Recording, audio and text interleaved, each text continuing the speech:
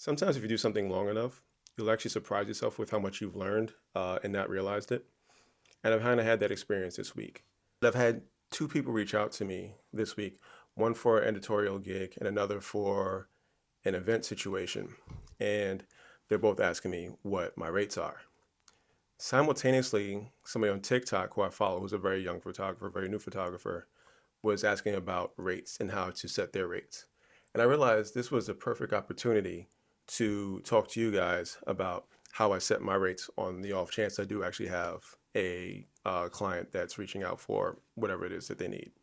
I think my approach works because it's clean, it's simple. The client feels like they're getting a value, and as a photographer, you feel like you're not getting jerked and undervaluing yourself. So let's have a conversation about how I set my rates. So full disclosure, I've only recently come up with this system.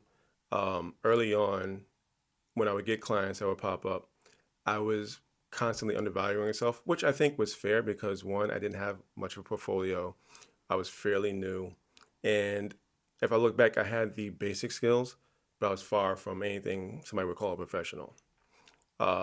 So I might be doing gigs for, $100 or $200 or whatever it is. And I don't regret those if that's who you are in the moment and you're building your portfolio and you're testing the waters.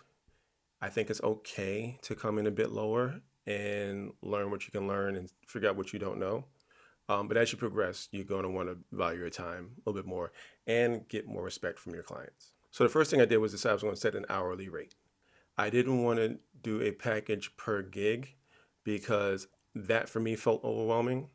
Coming from somebody who's worked all kinds of day jobs and been an hourly wage worker for pretty much my entire life, I had a sense of my time in terms of my hours and what that was worth. I can base it on whatever job I had at the time and realizing that what I'm doing is a specialized situation and my time was more valuable as a photographer than it was, say, as a driver for a senior center, which I did for some time. Now, whatever number you come up with for your hourly rate is a very personal situation, and there's a lot of variables. Again, location, your experience, your client base, what it is you're shooting in particular, if you're shooting food versus portraits, events, weddings, it can go a lot of different ways. Once you have that number, however, I need you to double it. I'm going to explain why. There are a lot of photographers out there who charge separately for each phase of working with a client: the shoot, the edit, their equipment, travel, all these different things. And in my experience, figuring out what to charge for those things can be very difficult for me. And it can also be very convoluted for the client. So in doubling my hourly, I'm covering my edit and those other things as well. My workflow, I pretty much figured out that for every hour of shooting, I'm probably doing about an hour's worth of editing, especially if it's an event situation where I'm culling 1,000 photos and trying to match colors and looks for all those photos. I've got it down to about an hour per hour worth of shooting. So as an example, let's assume that at this stage I've decided that, and I'm pulling these numbers out of thin air. Let's assume for a moment that I've decided my hourly rate for being on a shoot is $100 an hour. I tell a client my fee is $200 an hour, but with that comes the edit, an additional edit based on your feedback, my equipment fees, my travel, X, Y, and Z is all built into one package.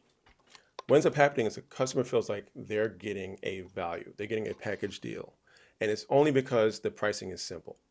When you have all these extra fees or anything else, not only does it feel intimidating to the client, depending on who your client is, it can also feel extremely expensive, even if you land at that same number.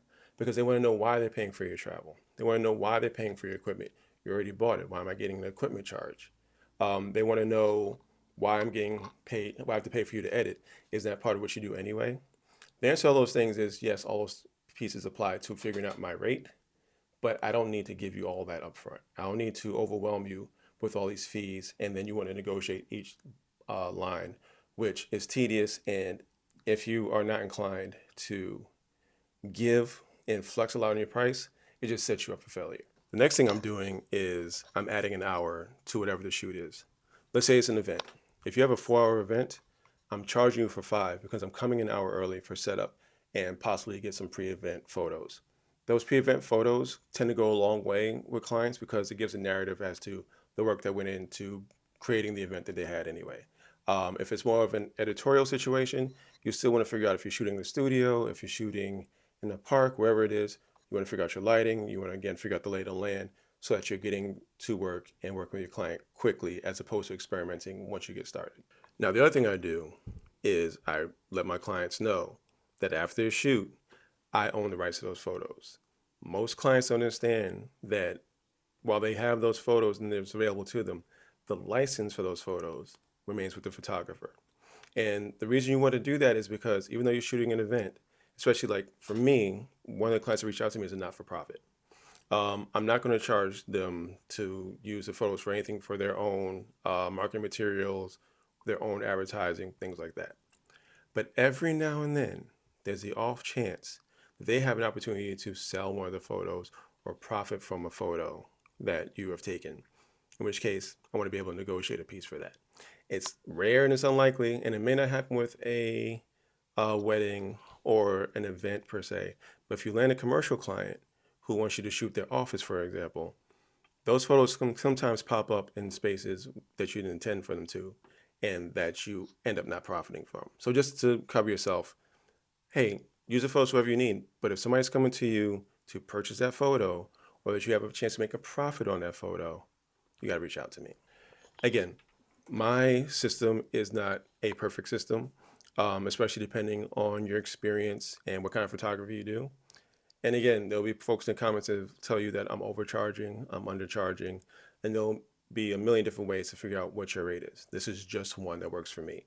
Experiment with it. If you're doing something else, throw it in the comments, let folks know how you do it. And if you do end up using the system, let me know how it works for you. Side note, this whole mic situation I'm doing, I stole this from another YouTuber by the name of Sergio P. I'll link him down below. I think he's probably my favorite photography YouTuber now. He mainly talks about photography business, so definitely follow him. But thanks, Sergio, for this. I enjoy this. Yeah. If you have any questions, again, hit me in the comments. I appreciate y'all, and peace.